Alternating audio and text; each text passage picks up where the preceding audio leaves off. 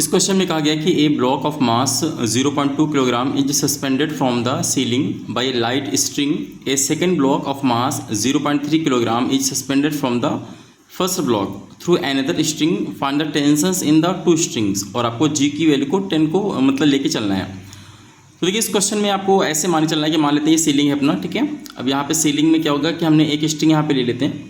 अब देखिए इस स्ट्रिंग से क्या हो रहा है कि एक हमारा ब्लॉक हैंग हो रहा है जिसका आपको देखिए मास कितना दिया है, वो दिया है 0.2 kg दिया हुआ है, ठीक है।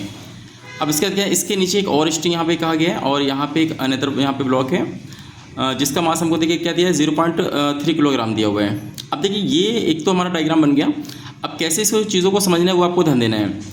अगर मैं एक एक करके बात करूं तो देखिए यहाँ पे चाहे ये ऊपर वाला ब्लॉक हो चाहे नीचे वाला ब्लॉक हो, दोनों एक्चुअल में क्या है हमारा पूरा का पूरा सिस्टम क्या है इक्विलिब्रियम में, यानी कि मोशन नहीं कर रहा है ना। ये सीलिंग से टंगा हुआ है।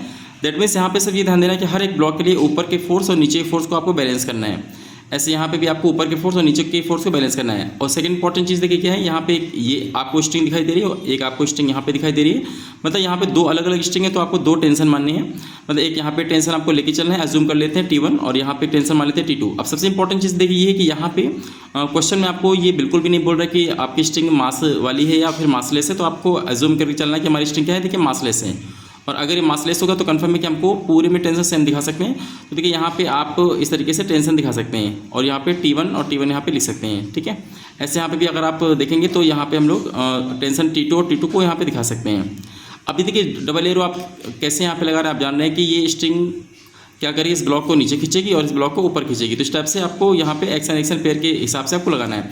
अब मान लेते हैं पर्टिकुलर मैं इस नीचे वाले ब्लॉक की बात करूँ तो देखिए इसका अगर मैं वेट बनाऊंगा इस तरफ तो आप देख सकते हैं कि इसका ये देखिए मास क्या है 0.3 kg का है। तो कन्फर्म इसका जो वेट होगा वो तो नीचे लगेगा और वेट कितना होता है mg होता है और मास आपका 0.3 और g को आपको यहाँ पे 10 लेके चलना है। तो देखिए यहाँ पे क्या आएगा 3 न्यूटन है ना।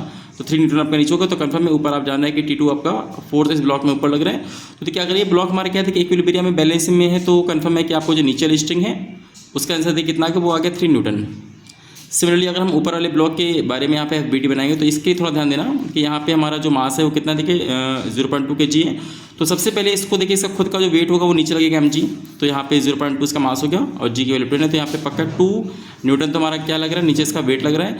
बट इसके अलावा देखिए इस ब्लॉक को नीचे भी आप देख रहे हैं एक स्ट्रिंग है। तो यहाँ पे टेंशन T2 दिखाना है, यहाँ पे टेंशन T1 दिखाना है। तो यहाँ पे आपको कन्फर्म है कि T2 आपको दिखा के चलना है और यहाँ पे आपको T1 दिखाना है। और अगेन पूरा सिस्टम अगर हमारा बैलेंस में है तो कंफर्म है कि हम ये कह सकते हैं कि T1 is equal to 2 + T2। जैसे कि आपने देखा कि T2 का हमारी वैल्यू 3 न्यूटन आया हुआ है। तो यहाँ पे अगर मैं पुट करूँगा 2 + 3 तो हमारे यहाँ पे T1 देखिए कितना आ जाए तो 5 न्यूटन। तो इस तरीके से आप ये बोल सकते हैं कि हमारा जो 0.2 kg का ब्लॉक है और जो सीलिंग है इसके बीच में टेंशन देखिए कितना आ रहा है। तो टेंशन फोर्स हमारा 5 न्यूटन का आ रहा है। और जो हमारे दोनों ब्लॉक हैं, दोनों ब्लॉक के बीच का हमारा जो यहाँ पे मास आ रहा है, सॉरी टेंशन आ रहा है, वो कितना आ रहा है देखिए वो हमारा आ रहा है 3 न्यूटन आ रहा है। आई होप आपको क्वेश्चन क्लियर हो गया होगा।